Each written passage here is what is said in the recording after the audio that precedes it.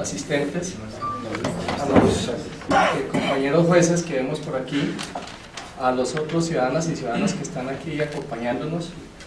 Esta es la segunda tertulia. El tema que vamos hoy ya votamos hace un mes la primera tertulia, y esta es una iniciativa de la Facultad de Derecho de la Universidad Nacional, los egresados de la Universidad Nacional, y lo que queremos es, digamos, como tomarnos un tinto alrededor de ciertos temas que todo el tiempo andan circulando, y el debate que se va presentando hoy específicamente se presenta el tema de la reforma, y hemos escogido el tema de la reforma a la Administración de Justicia. El segundo tema que hoy vamos a abordar es el balance de la Administración de Justicia desde la Constitución de 1991.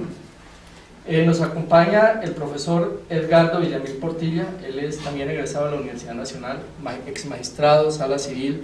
Gracias por acompañarnos. Y profesor universitario, todavía nos acompaña en la universidad. Igualmente está el doctor Augusto Trujillo Muñoz, también profesor universitario, ex senador, y también egresado de la Universidad Nacional. Y nuestro compañero y amigo Germán Burgos Silva, también experto, egresado de la universidad, profesor de la universidad, experto en estos temas de la justicia, y obviamente que con su compañía pues también será muy importante esta mesa. También está aquí, todos estamos aquí para emprender un diálogo. La dinámica son 15 minutos, le vamos a dar a cada uno de los participantes. Le vamos a empezar con el profesor Edgardo Villamil Portilla, para que exponga sus temas. Después el doctor Germán Burgos, y cierra el doctor Augusto Trujillo. Y después obviamente le damos la palabra a cada uno de ustedes para armar entonces ahora sí la tertulia y el debate que seguramente se va a suscitar con lo que cada uno va a participar. Entonces, profesor, tiene la palabra para... Bien, muchas gracias al colegio por esta invitación, y unas felicitaciones por el empuje y la ardentía que le ponen al asunto gremial en favor de los egresados de la Universidad Nacional. Para aprovechar al máximo los 15 minutos entro en materia. ¿Por qué estamos aquí? Porque se está pregonando insistentemente la necesidad de una reforma constitucional a la justicia, y se vuelve un viejo anhelo, se vuelve como esos mitos que mediante una reforma que logramos remediar los grandes males que aquejan a la justicia. Y a fe que por ese aspecto no es sino registrar la historia judicial de los últimos 5 o 7 años para ver cómo el deterioro de la justicia es evidente en todas sus manifestaciones, en todas sus expresiones. Muy críticamente quiero decirlo, el diseño de la Constitución del 91 fue desafortunado. Esto está en actas de la Corte Suprema de Justicia de hace 10 años, cuando llegué a la Corte, donde calificaba, tomando solo un tema, que el hecho de que las Cortes intervinieran en la postulación, nombramiento de órganos de control o de cualquier otra naturaleza, era el regalo envenenado del constituyente. Se lo escuché por ahí decir a alguien, creo que fue el presidente de la República en estos días. Eso es un regalo envenenado porque causó un enorme deterioro de la justicia. Ese solo hecho ameritaría enorme preocupación. ¿De qué se trata? Cuando la Carta arrancó en el 91, no había sido leída, pero una vez que los intereses examinan las cesuras, las nervaduras del sistema, y empiezan a explotar las fisuras del sistema, empiezan a producirse los males que estamos reseñando, que vamos a reseñar. Inicialmente el presidente Gaviria hizo una integración de lujo del Consejo Superior de la Judicatura, sala disciplinaria. Era el presidente Gaviria, digamos el padre de la Constitución del 91, tenía una visión republicana, repartió, digamos, las postulaciones en la sala disciplinaria del Consejo de la Judicatura de una manera distinta. Vemos que 20 años después el presidente Uribe hace una cosa que ustedes lo pueden examinar en los diarios, pero no en los diarios, no en la segunda página editorial, sino en la página judicial de procesos penales, donde miembros del Consejo Superior involucrados en delitos. Es con la misma constitución y el mismo esquema, es la misma constitución, pero uno no vería que esas primeras personas que integraron el Consejo Superior, como Jaime Giraldo Ángel y ellos, estuviesen metidos en un tema como el que vimos el año pasado o antepasado, negociando repartos y decisiones judiciales en la sala disciplinaria. Repito, es la misma constitución, pero la lectura es distinta. Si uno mira para cualquier lado, uno solo apenas unas brevísimas menciones. Si uno mira la Fiscalía General de la Nación, casos paradigmáticos como el de los diputados del Valle y la imputación a Sigifredo, el descalabro en la imputación a caso Colmenares. Si uno mira al fiscal general de la Nación interviniendo en la designación de magistrados de la Corte Constitucional, en la designación de contralor con un protagonismo enorme, ven que todo esto lo podemos recoger porque no tenemos tiempo bajo una enfermedad, una patología que es la metástasis del poder. Es decir, todo el que logra ubicarse en una corte o en un órgano de control, en el orden que sea, inmediatamente busca cómo sus intereses hagan metástasis en otros sectores de la administración. Esa metástasis es, si yo soy fiscal general de la Nación, yo puedo direccionar, contaminar, determinar con, haciendo sonar las esposas, ¿no? Determinar el Congreso, haciendo sonar las esposas.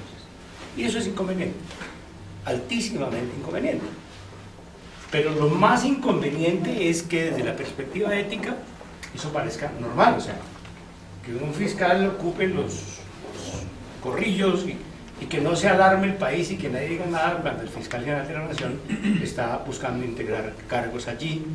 En la ecuación no tenemos tiempo, entonces yo quiero, lo dijo él, quería poner un contralor para determinar el Congreso, contralor que tiene, la ecuación se llama sarcófago. Por puro reserva ética, no debía estar ahí, eso no puede estar pasando, eso no podía pasar. Eso es lo que llamamos metástasis del poder. Una corte se hace el ejercicio ridículo, absurdo, de hacer listas de magistrados o de candidatos a la magistratura. Si uno habla con la crudeza que corresponde, los magistrados están elegidos mucho tiempo antes. Cuando las cortes determinan la integración del Consejo Superior de la Judicatura, pueden determinar quién va a la corte. Es decir, se vuelve un poco lo del muñeco del ventríloco. ¿Sí? Tú me lo mandas en la lista que yo lo elijo. ¿Sí? Pero es la misma persona. Vete a la Consejo Superior de la Judicatura y tú pones esos nombres que yo te digo, que yo aquí vengo en la corte o en el Consejo de Estado y yo los elijo. Ese es un diseño absolutamente inconveniente, ustedes ya lo han visto, y que eso va a cambiar con acabar la puerta giratoria, pues no, es cuestión de vulgar testaferrato. Tendrán personajes oscuros y grises que harán el favor de integrar el Consejo Superior de la Judicatura para proveer a las Cortes, el Consejo de Estado y a la Corte Suprema con los nombres que la propia Corte Suprema quiere oír.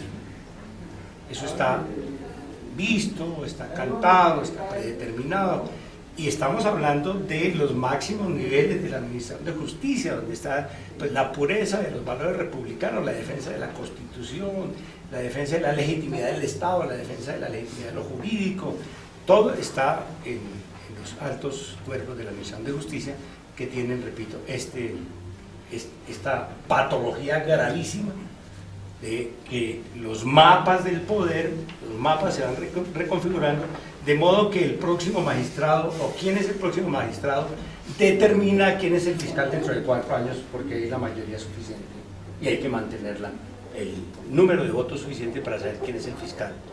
De tal manera que el presidente de la República ya sabe con quién debe entenderse si quiere que uno de los miembros de la terna de fiscal sea fiscal. Depende de grupos organizados, de aparatos organizados, de bancadas organizadas que determinan la elección de contralor, de procurador. El propio presidente de la República ha sido víctima de eso, de contralor, de procurador, de auditor general de la Nación y de fiscal general de la Nación. Estamos hablando además de la gasolina de la burocracia, porque son los puestos en número, en importancia, en poder, los de mayor trascendencia en todo el Estado colombiano. En una región el poder que tiene el procurador delegado, el procurador regional, el fiscal regional, los magistrados, frente a la política, que es donde terminan dándose esas interrelaciones nefastas, es muy grande. Este es, por decirlo en breve, con crudeza brutal, el estado ominoso en que se encuentra la Administración de Justicia, por esos cruces y metástasis del poder que ustedes lo ven en la prensa bajo la presentación de puertas giratorias, que es lo de menos, sino bajo las construcciones de mayorías en las cortes, no en función política, que es lo peor. No es como en otra época, cuando nosotros entramos a la jurisdicción hace 30 o 40 años, no es ni siquiera en función de que era la universidad tal, o que era el partido político tal, porque cuando es de partidos políticos hay un mínimo de pegamento ideológico y doctrinario. Aquí el pegamento ideológico es la burocracia. Y cuando esas mayorías se conforman y esos mapas se configuran por el apetito burocrático, el país está perdido, porque la justicia, si fuese alrededor de un dogma, de una doctrina, de una posición política de derecha, de centro, de izquierda, uno diría, bueno, es que se puede discutir, pero no hay otro pegamento que el apetito burocrático y la desmedida ambición de poder. Y eso se llama corrupción.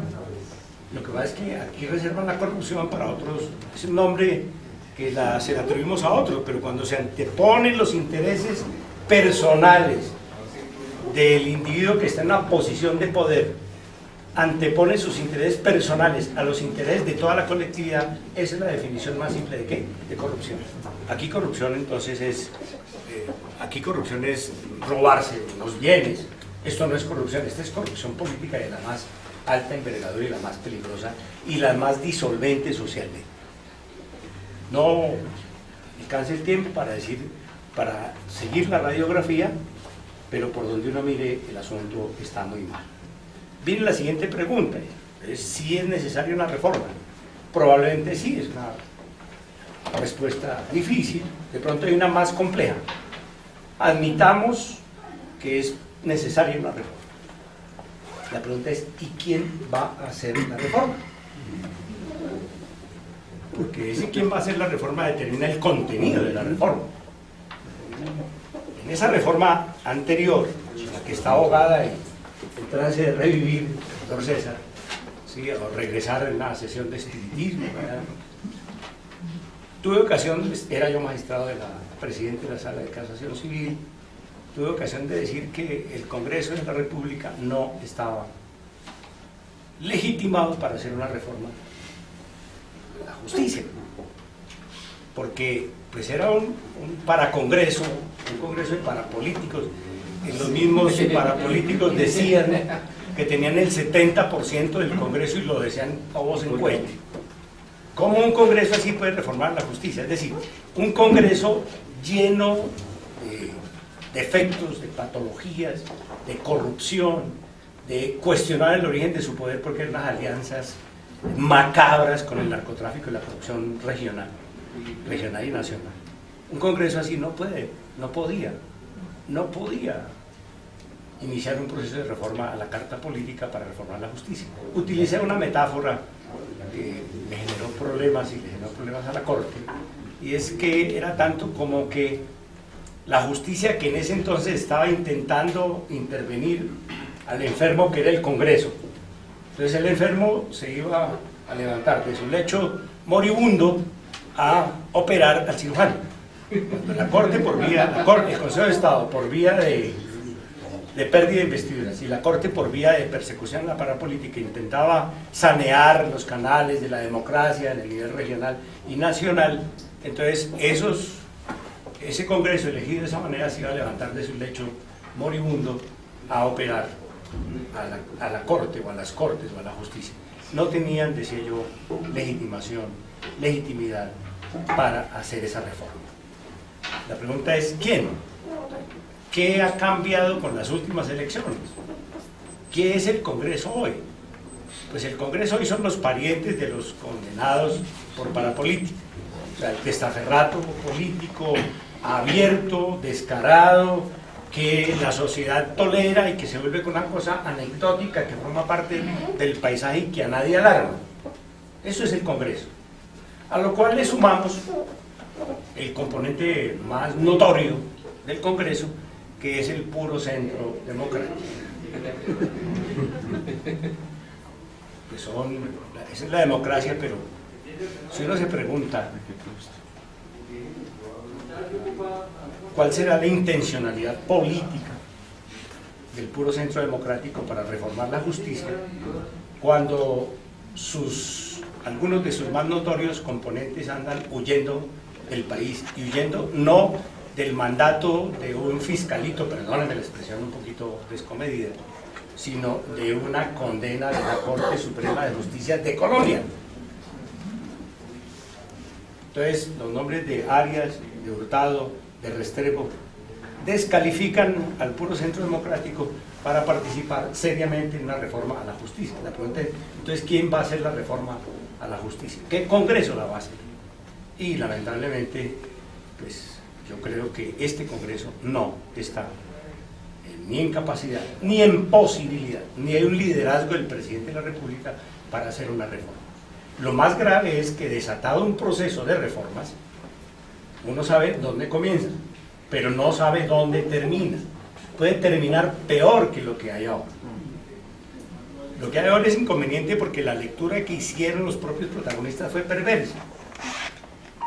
Deterioraron todos los buenos propósitos del constituyente del 91, pero ese esquema con muy pocos cambios se podría mantener ese esquema sin desatar un proceso de reformas, porque un proceso de reformas es absolutamente peligroso. Hay una coincidencia nefasta, porque en La Habana las FARC han descalificado a la justicia de Colombia, lo mismo que hace el presidente Uribe cuando se manda en volar frente a la fiscalía. La actitud es muy semejante. Lamentablemente no hay ninguna corte, ningún presidente de corte que se hubiera parado a decir que eso no se puede hacer. Está el estado de postración de la justicia, que no tenemos liderazgo, no tenemos visibilidad, más que por las noticias negativas. Nos quedamos como en incertidumbre, reforma sí o reforma no. Yo creería que la reforma a la justicia pasaría por una reforma general del Estado, que no es una reforma general del Estado en el sentido de la amplitud, sino que todos esos cargos tan importantes fueran, todos esos cargos, absolutamente. Menciono, a riesgo de equivocarme, contralor, procurador, auditor, magistrados de todas las cortes, fiscal general de la Nación. Si todos fueran cargos de concurso de méritos, se acabaría parte de esta problemática. Si la profesionalización del Estado llegara hasta allá, llegara a que se pueda obtener un cargo de esos por méritos, se daría una gran enseñanza a Colombia y se mostraría a los estudiantes de Derecho, a los abogados, a la comunidad jurídica y al país que ese es el camino correcto. Los conocimientos para ser magistrado de la Corte Suprema o del Consejo de Estado se pueden evaluar. Lo que pasa es que se evalúan subjetivamente en unos mecanismos perversos. Hoy hay unos mecanismos perversos de evaluación, nadie sabe cómo se construye, nadie sabe cómo se hace una lista para integrar la Corte Suprema de Justicia o el Consejo de Estado, nadie sabe.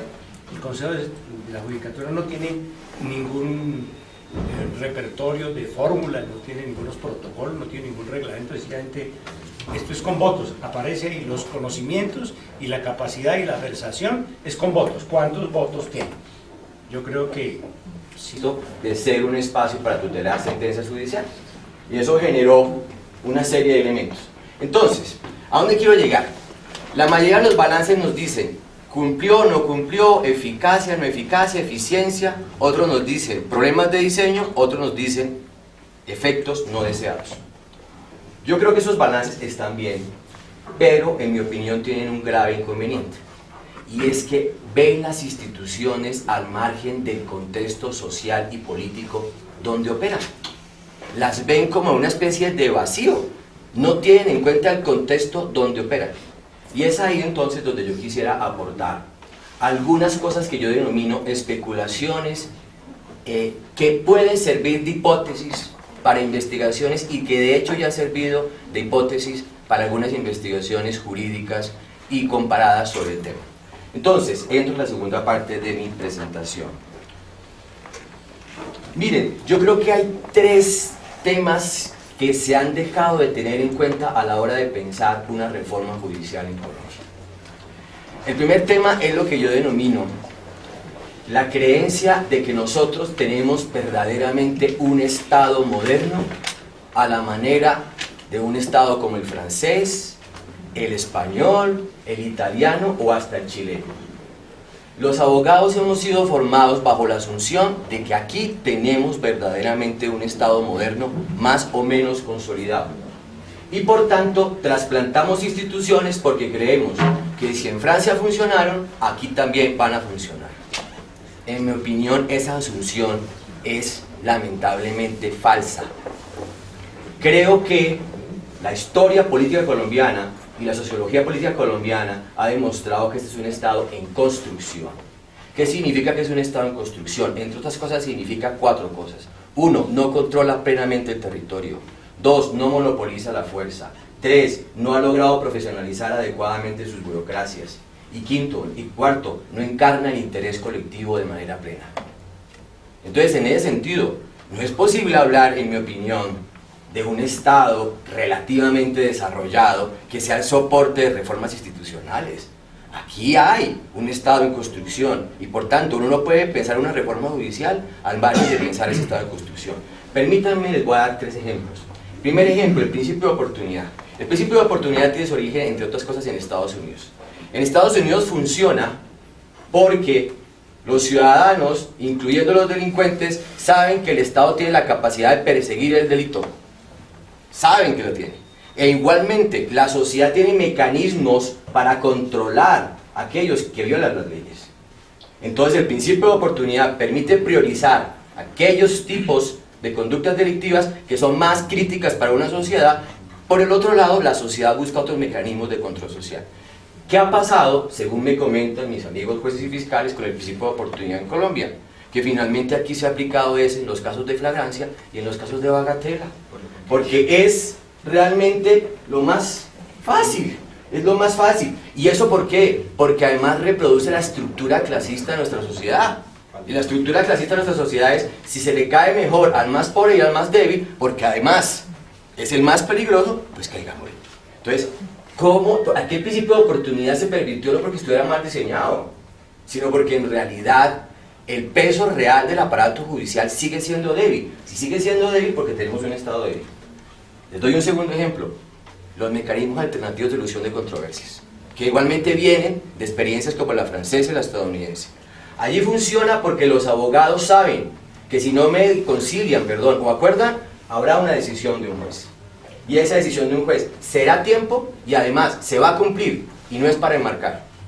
Resulta que aquí no, aquí los mecanismos son para extender el procedimiento, para alargar el procedimiento y para alargar otra etapa más. Entonces, eso en mi opinión no es solamente un problema de mal diseño, como hemos los querido, es un problema de la manera como el aparato de justicia se inserta en el Estado. Entonces, esos son algunos de los dos ejemplos que les quería traer. El tercero es más polémico, pero lo voy a dejar de pronto para la discusión. Pasemos a la segunda, ¿ya 4 minutos? Sí. Me queda, la segunda cosa que creo que es un vacío, la segunda cosa que creo que es un vacío lo recojo parcialmente de la intervención del profesor Villamil. En Colombia hay una escasa profesionalización de las burocracias. No hay Estado sin burocracia, eso es una gran falacia. Todo Estado moderno tiene un componente burocrático en el sentido positivo de la expresión, no en el sentido peyorativo que le han terminado dando. Yo creo que en Colombia no hay burocracias ni en el Estado, en sentido extendido, ni tampoco en el sector privado. Entonces, cuando usted no tiene burocracias basadas fundamentalmente en el mérito, ¿usted qué tiene? Usted tiene estructuras de funcionarios que están allí porque le deben el favor a alguien y porque deben ser leales a alguien. En consecuencia, a ellos no les importan los derechos de la ciudadanía, le importa su lealtad a quien le permitió llegar allí. Y eso es válido tanto para el Estado como para la empresa privada. Ayer leía en el ámbito jurídico que la Corte Constitucional le ordena a Bianca que su sección laboral tome un curso de derechos humanos para que no le violenten los derechos laborales a sus trabajadores. Es decir, la Corte Constitucional le ordena a una parte de la burocracia de una empresa privada que se supone que está cotizando en Nueva York, que aprenda de los derechos laborales de sus trabajadores. Entonces, ¿qué es lo que quiero transmitir a este auditorio? Si uno no profesionaliza las burocracias dentro y fuera del Estado, se genera una dinámica de irrespeto a los derechos. ¿Por qué? Porque yo respeto los derechos de mis amigos, de los que soy leal o de los que me hacen favores, y no de la ciudadanía. ¿Y eso qué conlleva? Eso conlleva una presión para el aparato de justicia. ¿Por qué? Porque todo ese tipo de litigios terminan llegando de alguna manera a un juez que tiene que resolver los abusos de algún funcionario público o privado que terminó abusando de su poder. Entonces hay una escasa profesionalización, y esa escasa profesionalización tiene que ver con una cultura del favor, y esa cultura del favor históricamente ha sido heredada de la colonia española, y eso se ha analizado históricamente de manera sistemática. Ahí me parece que hay un punto crítico. Y el otro punto crítico de esto es que la ausencia de profesionalización conlleva que se mira el aparato de justicia aislado de las demás instancias del Estado. Entonces resulta que la decisión de un juez precisa finalmente la intervención de la policía, precisa finalmente la intervención de otras instancias del Estado. Entonces, el juez queda solo porque finalmente se ve que es un problema del juez, y resulta que además las tensiones entre las instancias del Estado se asumen como algo normal, ¿no? Contralor versus procurador, Consejo Superior de la Judicatura versus Consejo Constitucional. Creo que eso tiene que ver con la ausencia de una profesionalización, no solamente a nivel del Estado, sino a nivel del sector privado. Y la última tendencia para ir cerrando. Aquí estoy con personas que viven de la judicatura seguramente más cercanas que yo. Y yo quisiera hacerle la siguiente pregunta, ya seguramente para la parte de debate. ¿Ustedes creen que un país con el nivel de conflictividad como Colombia podrá tener algún día un aparato de justicia capaz de responder a ese nivel de conflictividad? Si ustedes trajeran un sistema de justicia parecido al francés o al italiano, profesionalizado y con recursos, ¿sería capaz de atender el nivel de conflictividad que tenemos acá? En mi opinión, es bastante idealista pensar eso. Aquí hay un exceso de conflictividad. Aquí hay un exceso de conflictividad, en mi opinión, por 4 razones. Primero, porque una buena parte de la sociedad ha aceptado que usar la violencia es un recurso para obtener cosas que considera legítimas. Lo que mencionaba el profesor Villamil sobre que 7 millones de personas hayan votado por unas personas que finalmente encarnan la legitimidad de la violencia en las relaciones sociales, me parece a mí crítico. Es decir, hay una parte de la sociedad que ha dicho, aquí utilizar la violencia es legítimo para cualquier cosa, para defender mi derecho al trabajo o para defender mis creencias políticas. Segundo, yo creo que igualmente hay una especie de lógica del rentismo. Eso viene de la teoría de la public choice. La idea del rentismo, ¿cuál es? El Estado es una renta de la cual debo vivir. Por tanto, hay que buscar alguna manera de obtener una pega del Estado para poder sobrevivir, porque de algo tenemos que vivir. Eso igualmente genera una cantidad de conflictos. 3, el exceso de abogados. La otra vez leía, Alemania tiene 90 millones de habitantes mal contados, tiene 36 facultades de derecho. Japón tiene 130 millones de habitantes, si no me equivoco. Según un estudio de hace unos 10 años, tenía 15.000 abogados. Cuando hay un exceso de abogados, que en algunos casos están muy mal formados, finalmente ellos tienen que vivir de una u otra manera de no resolver conflictos, sino de reproducirlos. Entonces, en ese sentido me parece un tema clave. Y finalmente, para cerrar, creo que igualmente lo que acabo de decir sobre la escasa profesionalización impacta. Conclusión, algunos podrían decir, a usted se le pidió que hablara del balance de la reforma a la justicia y terminé hablando de otras cosas. Yo, el mensaje que quiero transmitir aquí como académico, porque finalmente soy un académico y pretendo serlo de alguna manera, es: yo no puedo entender seria y rigurosamente una reforma judicial si no tengo en cuenta el contexto en que esa reforma judicial ocurre. Sería ingenuo, simplista y al finalmente un engaño a la sociedad seguir discutiendo reformas meramente de diseño si uno no tiene en cuenta el contexto. Porque si no, vamos a repetir esta misma discusión en 5, 6 o 7 años. Así como una misión para la educación, así como una misión para la ciencia y la tecnología, deberíamos pensar en una misión para pensar una reforma de la justicia, con distintos actores, y no hacer lo que hemos hecho en el pasado, comisiones de expertos, que son además comisiones que no conocen muchos, que no se reúnen con casi nadie, y además comisiones de expertos de personas que vivieron la justicia de hace unos 30 o 40 años, de países diferentes. Muchas gracias, eso es lo que quería compartir con ustedes.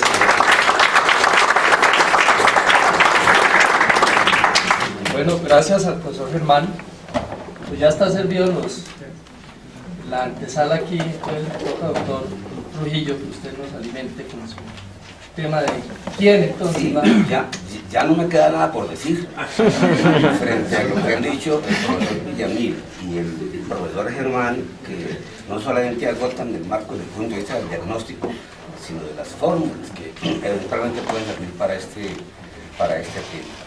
Pero yo recuerdo que en la tertulia de la vez pasada, un juez administrativo que creo que no vino el doctor Burgos, si está por ahí, doctor Borja. Sí está. El doctor Borja dijo la vez pasada que formuló un poco la pregunta del millón. Todo esto que hemos hablado hoy, ¿cómo se va a hacer? El doctor Villamil lo mencionó también un poco al comienzo de su intervención y alcanzó a decir, puede haber incluso algunas fórmulas que no necesariamente estén consultando la ortodoxia de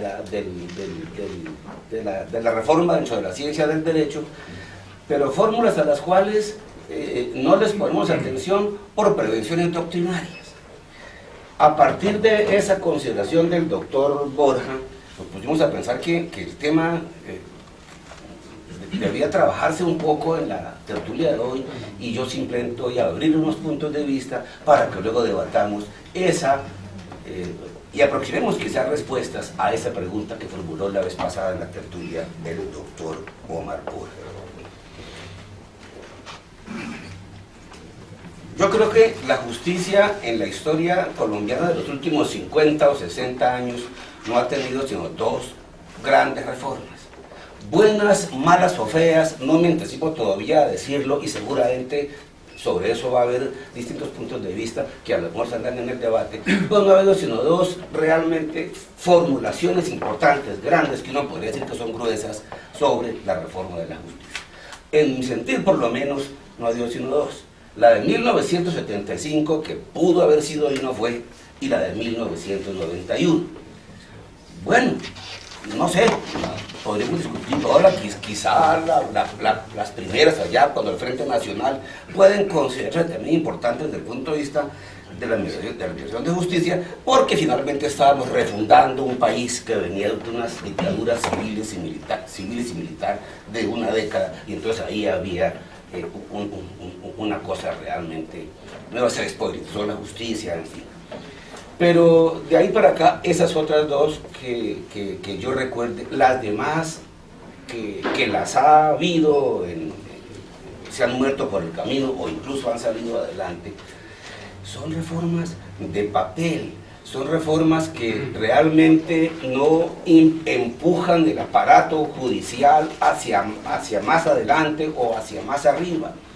Y generalmente son reformas que se desdoblan de frases como esas, como las que escuchamos ayer, antier, hace 4 días, o 5 o una semana, del nuevo ministro de Justicia, a quien le preguntaron qué opinaba del tema de la reforma judicial, y dijo: lo que hay que hacer es arrimar la justicia a la gente, lo cual está diciendo todo y no está diciendo nada. De manera que a partir de ahí,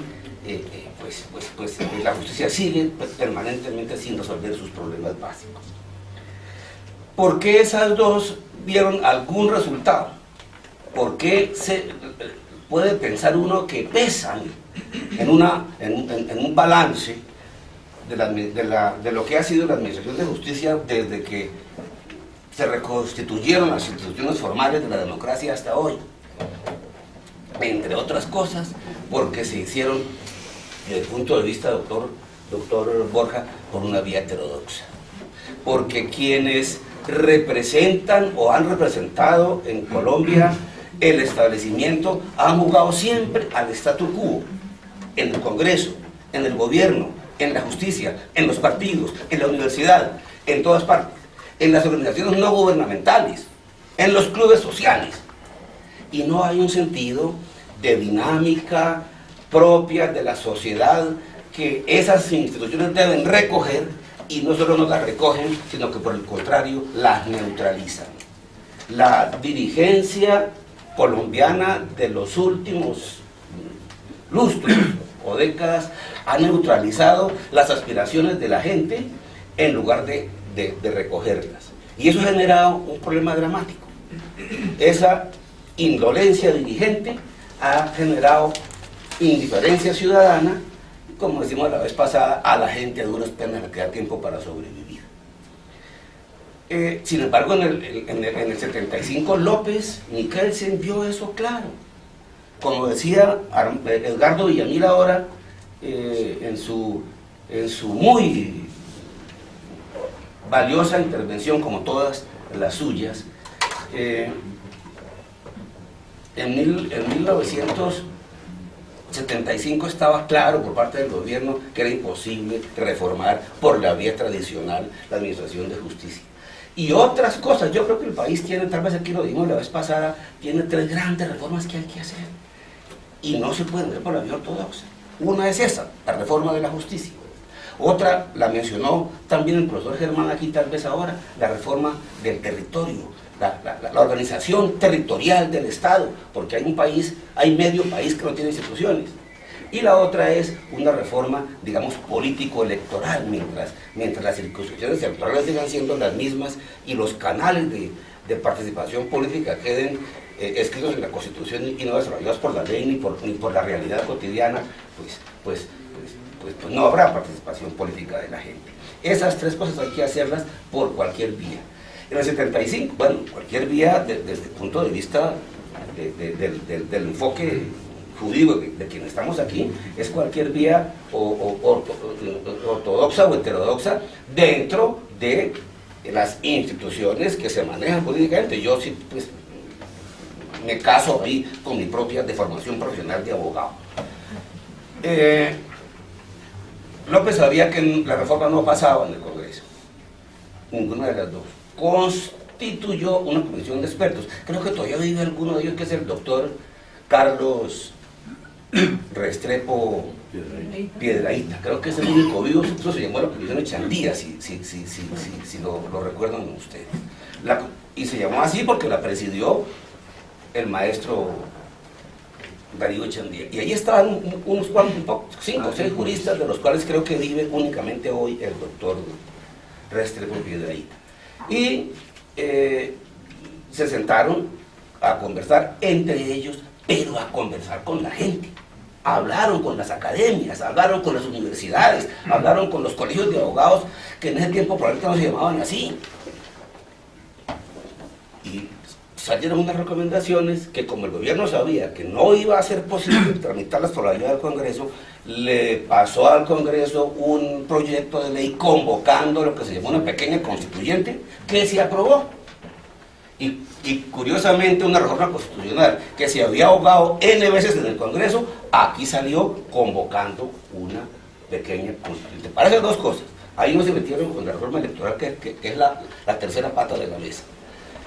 La reforma de la justicia y la reforma territorial. Entonces se cayó en la Corte.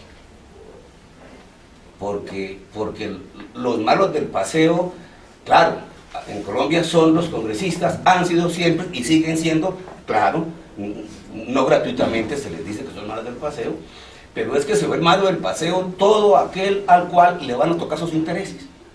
Y cuando la Corte vio que venía entre las propuestas la creación de una Corte constitucional que seguramente le quitaba poderes, entonces decidió que esa reforma era inconstitucional por razones de competencia, por razones de fondo, no por razones de forma, como lo había dicho reiteradamente en la jurisprudencia y como lo consideraba la Constitución. Cambió la jurisprudencia y decidió que esa sí no servía porque debía ser inexequible, como lo fue algunos juristas. Yo alcanzo a acordarme, dijeron esto fue un golpe de Estado al revés, otros pues claro defendieron, en fin, pero ahí hubo un problema en donde las cúpulas del Estado le jugaron al statu quo, porque el problema de la metástasis del poder de que hablaba el profesor Villamil estaba ahí presente.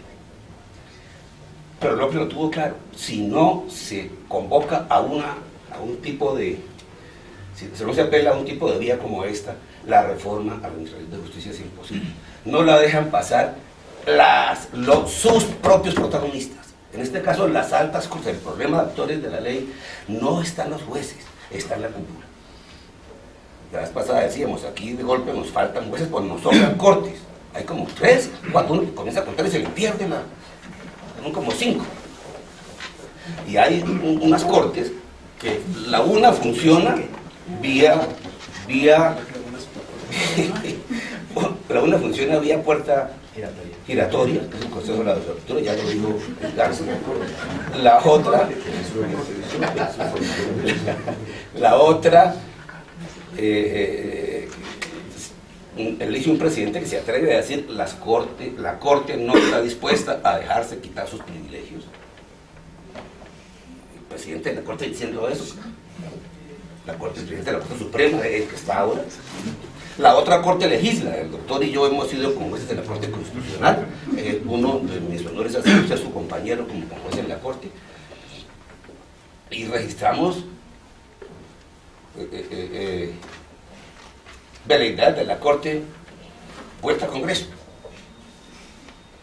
Entonces, desde cortes que en ese sentido juegan tan duro al statu quo, temiéndole a la metástasis del poder, es imposible pensar en que se pueda hacer una reforma de la Administración de Justicia.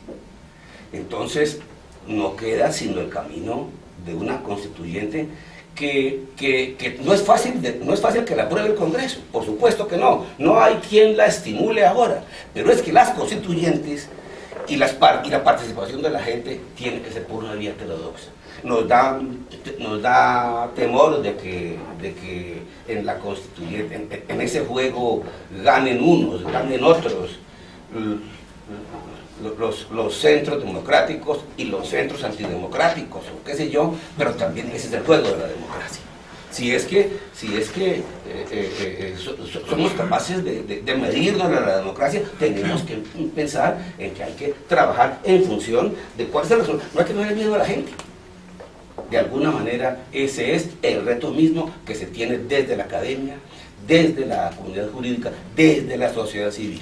Entonces yo quisiera en este momento aprovechar la reunión para dejar ahí el debate en términos de un poco provocadores y polémicos, diciendo que hay un reto para la sociedad civil, para la comunidad jurídica, para la academia en particular, en términos que permitan empujar, presionar la idea de una apertura nueva hacia otro escenario constituyente en donde se busque que el país recupere una dinámica que ha perdido porque hay un bloqueo institucional y en donde ese proceso permita ver a dónde vamos. Tiene razón Edgardo Villamil cuando dice ese tipo de cosas que uno sabe cómo comienzan pero no sabe cómo terminan. Yo creo que cualquier final es mejor que lo que tenemos. Muchas gracias.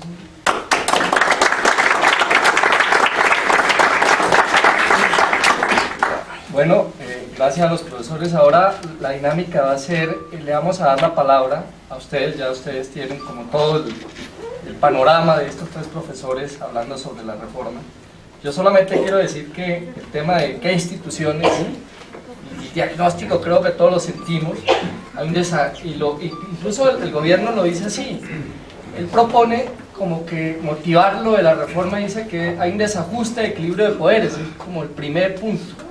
El segundo, él dice que hay una déficit de legitimidad de la rama toda. O sea, es que el 76% de que no cree en la rama es una cosa terrible, pues en términos del Estado.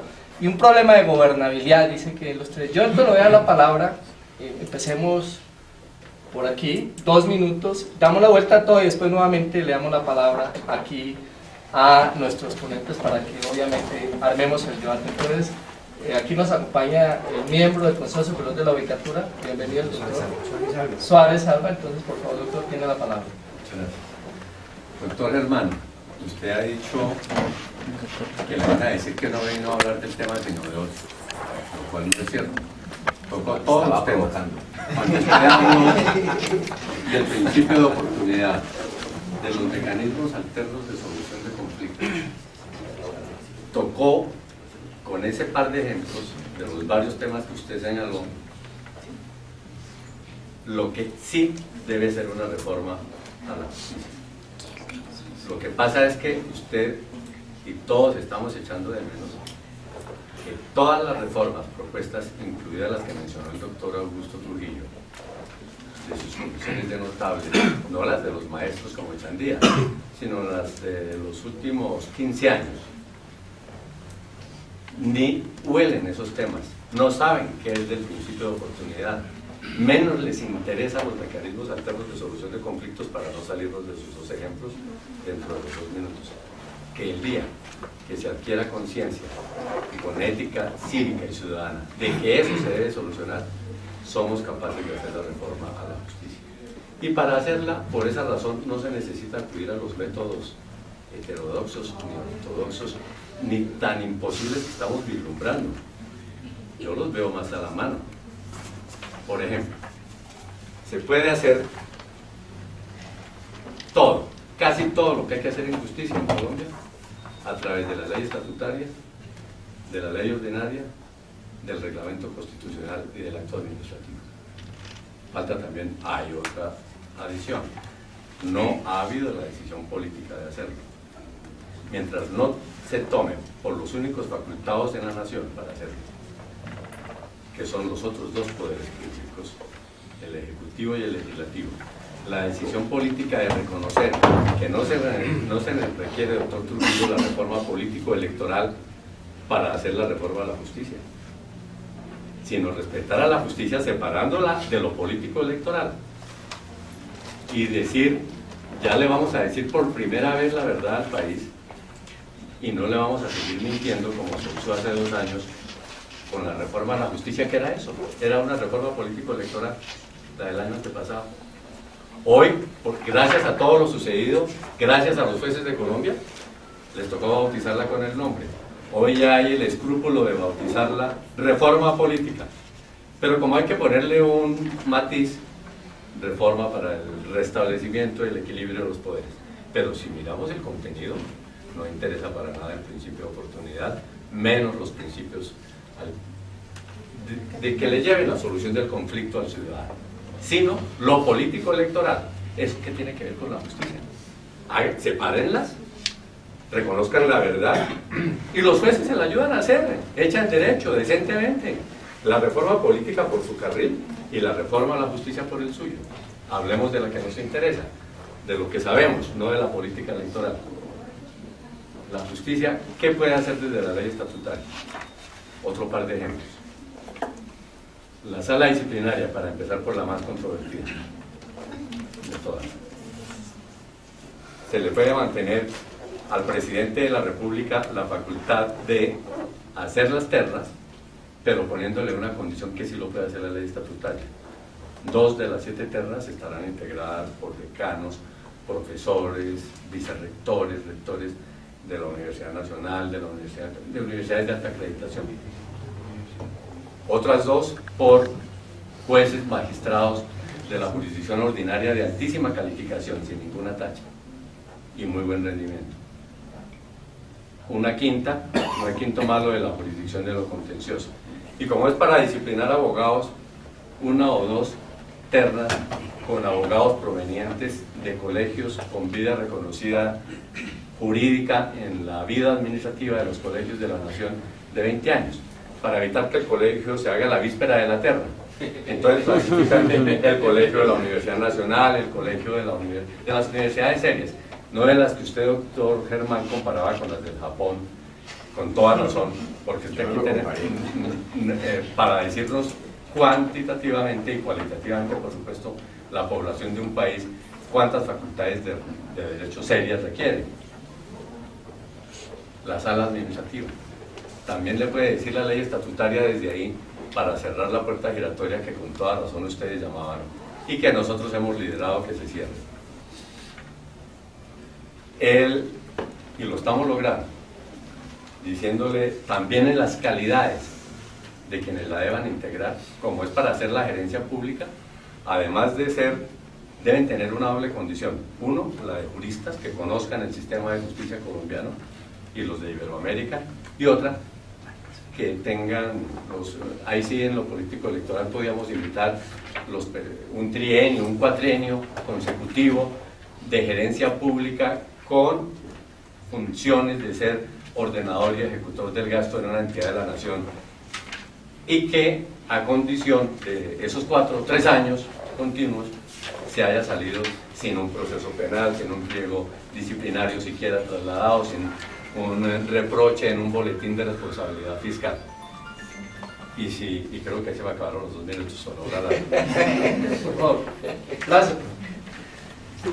Buenas tardes, mi nombre es Juan Carlos Cerón, soy un 48 civil municipal acá en Bogotá. Solamente quiero comentar algo como para añadir lo que ustedes han expresado, y es que en la mayor parte de esas reformas que han descrito se deja por fuera al elemento humano que integra la rama. Nosotros en este momento tenemos problemáticas particulares de autonomía, de independencia, de gestión de recursos, de remuneración, en los que todo el tema que de pronto se muestra como trascendental deja de lado al elemento que integra la rama. Nosotros, por ejemplo, cuando se han realizado movimientos de protesta, en un momento dado no sabemos contra quién se dirige la protesta. Contra el Consejo de la Judicatura nos dice, entonces el Consejo de la Judicatura dice que es el presidente, que es el ordenador del gasto. Entonces, por ejemplo, lo que ocurrió recientemente con el tema de los últimos movimientos sindicales que se presentaron, terminamos en un momento dado nosotros sin saber contra quién se dirige, contra quién estábamos protestando, y por fin quién es el patrono de nosotros. O sea, no tengo como, a pesar de que ya tengo tiempo de estar en la rama, no tenemos ese tiempo. No sabemos quién reclama el tema salarial, el tema esos son temas que forman parte de toda la problemática de la justicia. De pronto no son tan trascendentales como ustedes lo pintan, pero creo que simplemente era eso, que se ha dejado por fuera el elemento que ha cumplido de pronto no con la expectativa que Colombia necesita, pero creo que también reconozcan la labor que hemos desempeñado dentro de todas las circunstancias que administra justicia en un país como Colombia. Entonces simplemente era eso. Doctor, bueno, hablando de cómo hacer las cosas, uno tiene, mi nombre es Omar Borja, juez 37 administrativo de Bogotá. Hablando de cómo hacer la reforma, entonces pues la Constitución es la que le dice a uno cómo hacerlas. Por el Congreso seguramente vamos a fracasar. Por la Asamblea Nacional Constituyente tiene el riesgo electoral de que quienes resulten elegidos para conformar esa Asamblea Nacional Constituyente. Por referendo se requeriría participación tanto del gobierno como del Congreso. En mi concepto, la única forma de llegar mediante una iniciativa que no pueda ser modificada es mediante un acto legislativo de iniciativa popular, que según la propia Constitución requiere un 5% del censo. el artículo 375, pero previa a eso, pues obviamente hay que convocar, como lo está haciendo la Universidad Nacional en este tipo de escenarios, para poder presentar un acto legislativo de iniciativa popular. El único riesgo que tiene ese acto de iniciativa es la propia jurisprudencia de la Corte Constitucional, que cuando se llevó una iniciativa de esta naturaleza, dijo que el Congreso sí le podía meter la mano, cuando debería haber autonomía en la iniciativa popular, de manera que el Congreso tiene como una especie de pérdida de competencia para reformar la Constitución Nacional. Y respecto a la intervención del doctor Suárez, pues yo le digo que no todo se puede hacer por reforma estatutaria, porque si usted le da lectura al artículo 254 de la Constitución Política, allí se dice que son elegidos por 8 años, y dice que intervienen tanto en las ternas de la sala administrativa como en la sala jurisdiccional, y eso no se puede hacer por ley estatutaria. Necesariamente hay disposiciones de la Constitución Nacional que tienen que reformarse, y es todo lo que tiene que ver con altas cortes. Hasta ahí dejo la intervención. Gracias. Mi nombre es Aura María Cárdenas, soy profesora de la Universidad Nacional y egresada allí también. Un escritor francés decía sobre la Constitución colombiana de 1858 que era una constitución para ángeles, porque varias de las disposiciones de esa constitución parecían pensadas para un país donde realmente no se delinquiera. Una de ellas era, por ejemplo, que permitía penas máximas de 10 años para cualquier delito. Y pensando en eso, veo un poco la intervención del profesor Germán en términos de quizás el sistema judicial que tenemos en este momento en Colombia no sea, y eso parece que se está mostrando, no sea un sistema adecuado para la idiosincrasia colombiana, para la cultura colombiana. Una cultura que yo considero que es una cultura de pendencieros. Nosotros somos pendencieros, por un lado. Por otro lado, una cultura que tiene que desenvolverse ante un Estado que no cumple con sus obligaciones mínimas y además abusa de poder, y en esa medida lo vemos también reflejado en la congestión con la tutela. ¿A qué voy? A que veo, por un lado, congestión en el sistema ordinario de justicia, porque somos unos ciudadanos pendencieros, tenemos una cultura pendenciera, y por otro lado una congestión en la parte de lo constitucional, porque hay un Estado abusador y también incumplidor, por así decirlo, de sus funciones mínimas. Entonces quiero mirar como esas dos partes, por un lado lo pendenciero y lo constitucional, por así decirlo, y en esa medida habría que buscar una reforma teniendo en cuenta esos dos contextos, que al fin y al cabo es uno. Y voy al tema del contexto, porque el profesor Germán hacía mención a un tema con el que yo no estoy de acuerdo, justamente porque soy comparatista y digamos que he tenido la oportunidad de investigar un poco sobre el tema, es el tema de los abogados, el porcentaje per cápita de abogados, y hay estudios efectivamente que hacen análisis del tema, y el profesor mencionaba dos casos específicos, uno es el de Alemania y el otro el de Japón, y uno no puede mirar eso fuera de contexto. Alemania es un país policivo, llamémoslo así, e hiperregulador, donde la gente desde su temprana infancia aprende a que las leyes se cumplen, punto. Y en esa medida se presentan menos conflictos, hay menos actitud pendenciera, insisto, como lo somos nosotros, y en esa medida hay menor, llegada de los ciudadanos a la justicia, porque hay menos incumplimiento de la ley, porque ya se lleva el policía por dentro. Entonces, en esa medida hay un menor número de abogados, sencillamente porque hay menos procesos. Japón, el porcentaje de abogados en Japón es mínimo realmente, es un porcentaje que uno casi que diría que es ridículo, pero uno también tiene que preguntarse por qué. No es porque haya 36 facultades, no, esto es de alemán, no es porque haya pocas facultades de derecho que formen a todos maravillosamente, sino justamente porque el ciudadano no accede a la justicia, porque su mentalidad, su formación cultural dice que acceder a la justicia es la última ratio, es la última decisión. El ciudadano decide por su filosofía de estar en armonía con el mundo, con sus conciudadanos, resolver los problemas de palabra. Entonces la gente no accede a la justicia y por eso no se necesitan abogados.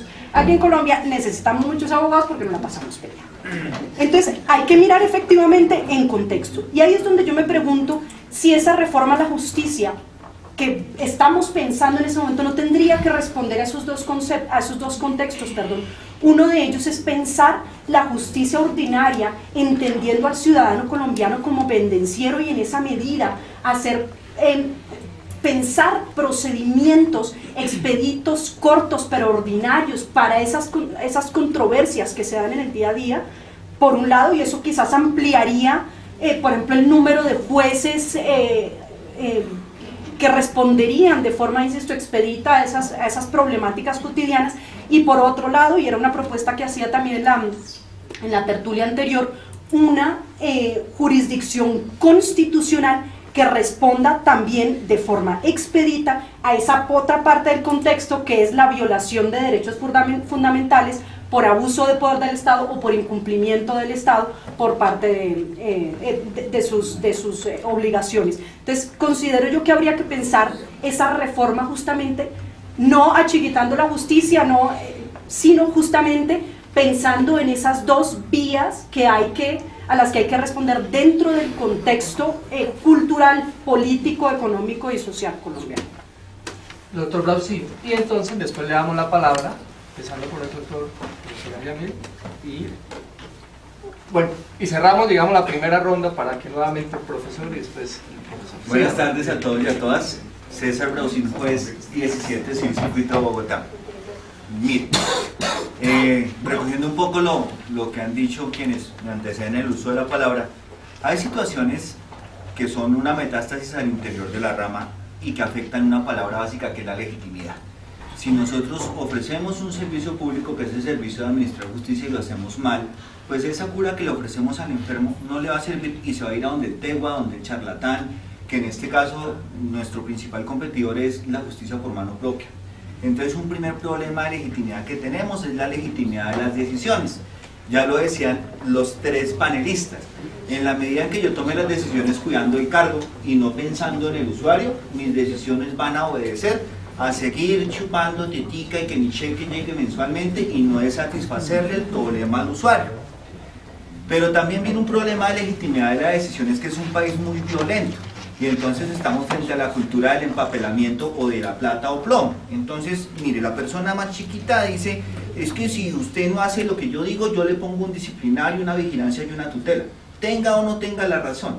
Entonces, mire que el tema cultural es un desarraigo. La justicia es cuando me dan la razón, más no cuando tengo la razón. Entonces, sí tenemos un grave problema entre lo que el usuario quiere y lo que le podemos ofrecer. Eso en cuanto a la decisión. Dos, pero mire que la decisión tiene un lado positivo. Esta semana se dice, hay 4 tutelas de justicia cada minuto en Colombia. De salud, perdone. ¿Quién está salvando la vida a los usuarios del sistema de salud? La rama judicial. Entonces, mire que estamos como corriéndole. Mire, hay decisiones de legitimación, pero jamás se dice, oiga, son los jueces de Colombia los que le están salvando la vida a la gente. No, es la tutela. Como si la tutela se tramitara y se fallara sola y los jueces fuéramos un apéndice como un maluquito de la tutela. Entonces mire que si hay partes, y además tú a lo tercero, mire, ¿qué le criticamos a la decisión o qué le critican los poderes ejecutivos, el poder ejecutivo, el poder legislativo y el poder económico? Es que en realidad los jueces somos incómodos cuando tomamos las decisiones que les favorecen, y es ahí cuando vienen los vientos reformistas y no en otro momento. Entonces, ¿qué pasó cuando empezaron a generarse las tutelas vía de salud? No, tenemos que reglamentar la tutela porque eso es terrible, en lugar de poner a funcionar el sistema de salud. Estamos buscando el abogado río arriba y resulta que el abogado está río abajo porque se lo llevó la corriente. Conclusión, la legitimidad de la decisión nos enorgullece que nos quieran reformar porque quiere decir que estamos siendo incómodos para alguien. O sea, que el presidente diga, vamos a reformar, es muy chévere porque le estamos siendo incómodos al presidente. Cuando la cosa viene de, es una decisión totalmente amañada, eso es otro cantar. Pero cuando viene un poder de eso, créame que los jueces nos sentimos muy frescos, porque eso es decir, mire, hay un poder que piensa en el ciudadano para bien o para mal. Segundo problema de legitimidad en la conformación, ya lo señalaban quienes nos antecedían, sobre todo en la conformación de altas cortes. ¿Por qué? Porque, mire, desde la época de la cooptación, que en últimas obedece a un principio activo que es la rosca, el gran problema de la cooptación es que no habría como una persona ajena a quien está en ese momento en el poder aporte cosas necesarias, o sea, muy bonito porque se mantiene seguridad jurídica, un pocotón de cosas, pero también hay que pensar en que la justicia tiene que responder a la actualidad, y si nosotros nos vamos a quedar rindiéndole culto a situaciones tradicionales, poco y nada avanzaría la jurisprudencia patria. Dos, el tema de que se heredó una justicia feudal en donde se decía, mire, usted es magistrado de X corte, entonces le corresponden tantos tribunales, señor magistrado de tribunal, le corresponden tantos juzgados, señor juez de circuito, le corresponden tantos empleados. No sirve, no sirve. Mire, es que hasta para un caso en donde haya un colega de nosotros que efectivamente esté haciendo maldades, es muy difícil intervenir ese juzgado, eso es una cosa feudal, eso no se puede, eso ya está llamado a recogerse. La administración de justicia debe, respetando los derechos de carrera judicial, poder permitir esa intervención y que no sea básicamente hasta que la justicia penal actúe porque ya cogió a aquella persona que se desvió el camino con las manos en la masa. Entonces el problema de conformación tiene que tender necesariamente a la profesionalización. Gracias a Dios, de una u otra manera, en los últimos años se ha mejorado el salario, pero es que venía otra cosa. ¿Cómo vamos a traernos un buen funcionario, un buen abogado, a pagarle una miseria? Mire, hasta hace unos 5 años un escribiente de un juzgado de circuito de municipal jamás había visto $1 millón en su vida. Es una cosa ridícula. Tercero, el tema de falta de legitimidad en las decisiones de administración judicial. ¿Cómo se venía manejando en estos 4 años de la plática de la descongestión que estuvo asegurada por la ley 1395 y por la 1285 el tema? Al principio eso parecía un sarampión, entonces casi que se tomaba la medida de descongestión por lo que necesitara el juzgado X. Entonces si el juzgado X, mire, yo necesito un escribiente, el otro decía, no, yo necesito un secretario, el otro decía, no, yo necesito tal cosa, y no había un estudio serio. Solo hasta los últimos tiempos ha venido a retomarse eso. Entonces mire que ha habido aprendizajes que se han venido haciendo por el camino. Y de una u otra forma eso también demuestra una falta de legitimación y muchos desaciertos en el tema de la administración. Falta de legitimación en la justicia disciplinaria. Perdónenme, pero que un político le diga a uno que lo va a juzgar después de que uno ha tomado una decisión en derecho, incluso en contra de esos intereses, uno ya sabe cuál es el final de la película. Si a usted le fue incómodo a algún político, eso no hay quien lo salve. Otro político. Exacto. Así de sencillo. Perdónenme, pero pensamos en esos términos. Y finalmente, ¿eso qué genera? Que el poder institucional, es decir, las otras dos ramas del Estado y el poder económico se sienta incómodo y estrangulen al poder chiquitico con lo que más nos duele. Primero plata y segundo amenaza de reforma. Finalmente, ya para concluir, perdónenme lo extenso, la lejanía del ciudadano. Ninguno de los proyectos busca lo que el ciudadano necesita. Yo creo que ahora lo ha hecho muy bien. Mientras no estemos en sintonía con esa legitimidad, con poderle prometer justicia, la justicia que él necesita y podérsela cumplir, las reformas seguirán siendo puramente de papel y nada que se refleje en la legitimación, que es lo que en realidad me preocupa. Muchísimas gracias. Bueno, gracias. 2 minutos y le damos la palabra. ¿Listo? Entonces, doctor. Ustedes, los funcionarios públicos, trabajan mucho en exceso, pero ese trabajar en exceso pasa como en el siglo XVII y XVIII, para responderle a tu criterio de que el colombiano es muy pendenciero. Todos los estados en el mundo han sido pendencieros, piratas, ladrones, de todo, sin excepción. Y así han surgido, sean japoneses, turcos, otomanos. Esa es la guerra del imperio.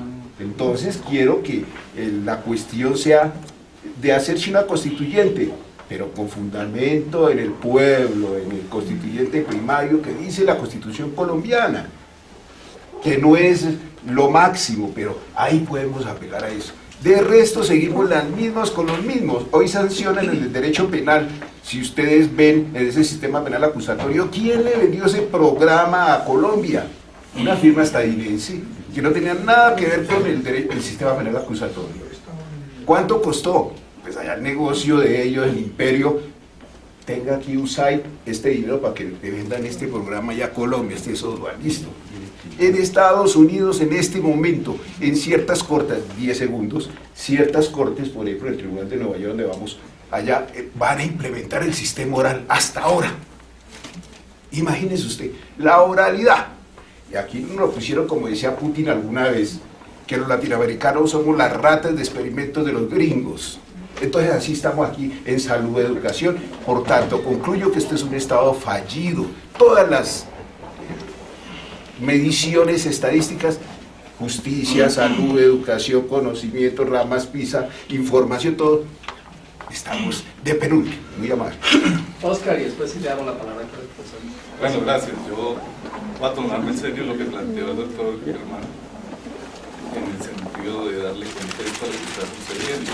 Y yo creo que el contexto es el siguiente, que mientras que nosotros estamos votando frente aquí, el gobierno, los partidos y las altas cortes ya tienen la reforma.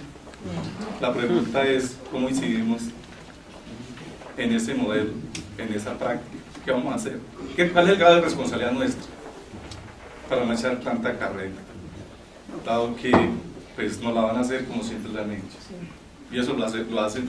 Y así no se pide solamente una reforma, sino un acto legislativo. Cualquier ley ordinaria, estatutaria es lo mismo. Se ponen de acuerdo 50, 100 personas, 200, que se autodenominan expertos, genios, maestros, gurús, y no le dejan tocar. Obviamente ese es el contexto de la reforma. Ahora, ¿cuál es el contexto de nosotros como país? Es decir, ¿en qué época vivimos nosotros? ¿En la medieval? Aludía ya el doctor Germán. ¿En una moderna? ¿O una en perspectiva posmoderna? ¿Cuál es el contexto? Ni siquiera nosotros sabemos en qué época vivimos, ni siquiera nos ponemos de acuerdo. Muy posiblemente todo indica que sea la moderna, porque es que la moderna tiene una característica muy especial, y es que se expresa a través de metarrelatos, de grandes ideologías. Izquierda, derecha, y nosotros todavía hablando de izquierda, derecha, cuando las grandes culturas o civilizaciones van más adelante. Porque aquí estamos convencidos de un problema que genera, uno de los elementos que generan tanta violencia en Colombia es que todavía en las universidades se viene enseñando ideología, porque se cree que son los únicos modelos de sociedad que existen a perpetuidad. ¿Sí? Todavía hablando de izquierda, de derecha, basta ver cómo estamos organizados, dónde está el énfasis en la democracia representativa, cuando nosotros sabemos que no creemos en los partidos, nosotros mismos, y sin embargo legitimamos esas prácticas. ¿Sí? Entonces una reforma que, perdóname, ya está hecha y ya están cantados lo que van a hacer, las bobadas que van a hacer, que si les subimos la edad, que quitémosle las funciones electorales, y finalmente lo no está ahí. Porque lo cierto es que, si quiere, desde la perspectiva de nuestra profesión, nosotros sabemos que los abogados hoy en día no sabemos leer ni escribir. Llegamos a aprender a leer y escribir a los 50, 60 años, porque la universidad y los colegios te revisamos todo. Y el ánimo pendenciero obedece a eso. Aquí todavía en la universidad se enseña ideología. Y no se está hablando en términos de posmodernidad, que es construir identidad para que no nos matemos entre nosotros y nos respetemos dada la heterogeneidad que existe entre nosotros.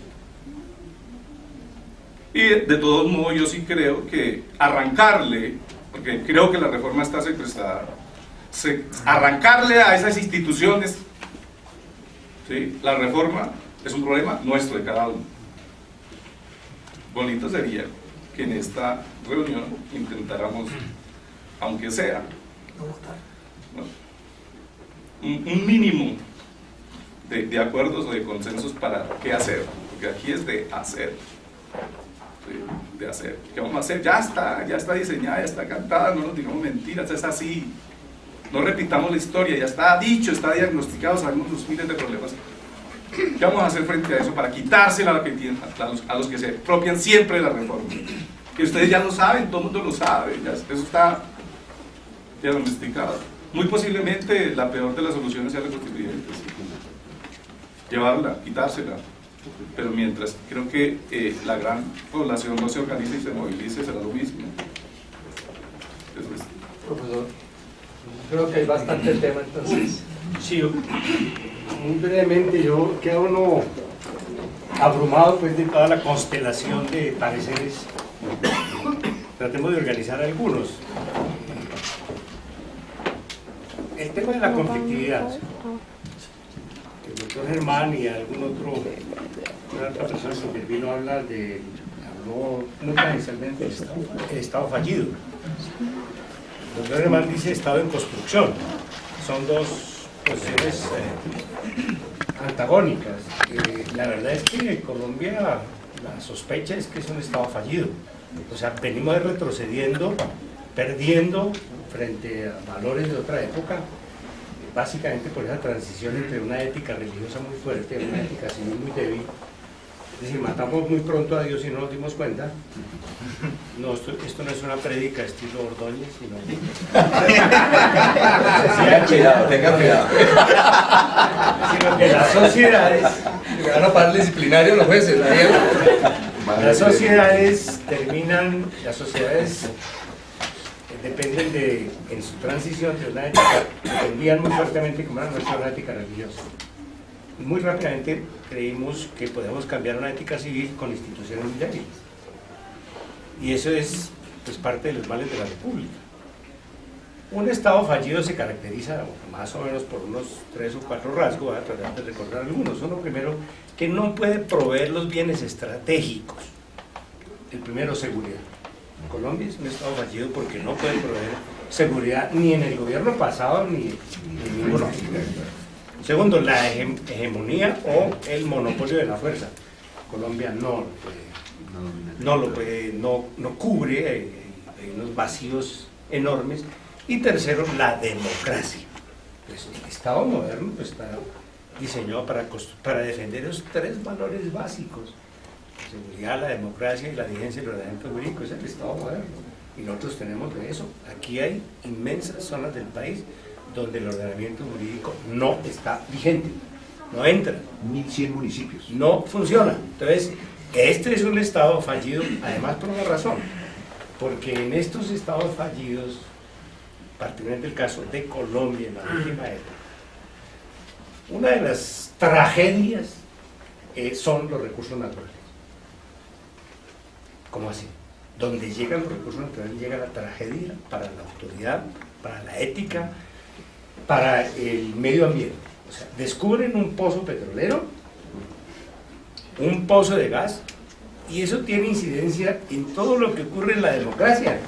¿Por qué razón? Porque mientras el aparataje técnico está celebrando que hay miles de millones de metros cúbicos de gas, hay otros que están leyendo que eso se vuelve regalías, y al volverse regalías toca tomarse el aparato democrático, entre comillas, local, para canalizar las regalías porque hay dinero. Y entonces confluyen ahí fuerzas de izquierda, derecha, qué pena, pero para abreviar el lenguaje, todos van porque es como la miel. O sea, esos recursos naturales se vuelven una maldición para la ética, para la democracia, para las instituciones y para todo el mundo. Y es el peor de los contrasentidos, el peor de los mundos posibles, que las expectativas de desarrollo en una sociedad, de riqueza, de mejoramiento del bienestar, se vuelven una tragedia. ¿Por qué razón? Porque los grupos irregulares identifican que hay una oportunidad. Irregulares, digo yo, la política mal formada, la política mal entendida. Entonces se ponen los aparatos políticos de elección de alcaldes, gobernadores y representantes locales al servicio de ¿qué? No al servicio de los valores de algún partido político, sino al servicio de la propuesta empresarial de canalizar y desviar los recursos que vienen vía regalías o cualquier otro camino, desviarlos hacia dónde, hacia beneficios particulares de grupos, creando aparatos de poder locales que se reproducen a nivel nacional y que están sobre representados en el nivel nacional también. Ese es un poco el tema del contexto. Ese es el contexto en que estamos hablando. Nosotros con cierto alborozo, diría yo ingenuidad, ¿no? Pero entonces vámonos a una constituyente, o vámonos a cualquier tipo de expresión directa de la democracia para reformar esto. ¿Dónde? Para reformar la justicia o cualquier otra cosa. La pregunta es ¿dónde está el sujeto político que va a participar y con quien nos vamos a entender? ¿Dónde está el sujeto político? Cuéntenme, ¿dónde están las inmensa mayoría de colombianos, con miles de millones de colombianos que votan en este país en función del aglutinante de unas propuestas de naturaleza política o de un ideario político? ¿Dónde están? Donde podemos decir, plantear un mensaje político. La gente en Colombia no vota por eso. La gente no vota por eso. Entonces, muy importante el tema de la construcción de sujeto, para empezar desde lo pequeño. Por supuesto, ese es parte del contexto. Tenemos un Estado en demolición, no en construcción, pero en demolición. Tenemos un sujeto político en demolición. Tenemos partidos políticos en demolición. En retirada no hay partidos políticos. Y una democracia sin partidos políticos, pues es la negación, es un oxímoron, dicen, ¿no? Es una contradicción de los términos. Una democracia que no tiene partidos políticos, cosa que está suficientemente documentada. Quería añadir un par de cosas. Curiosamente, hay mejores colegas jueces aquí. En mi día la entregué a la judicatura. Curiosamente, Colombia tiene mejores jueces que antes, pero peor justicia. ¿Cómo es posible eso? ¿Cómo es posible eso? Algo está fallando, porque los mejores jueces, o sea, si uno los mira individualmente, como dicen, hombre a hombre, kilo a kilo, si uno los somete al escrutinio en temas de conocimiento de derechos fundamentales, constitución, filosofía, y los contrasta con los jueces de Latinoamérica, los jueces colombianos son excepcionales.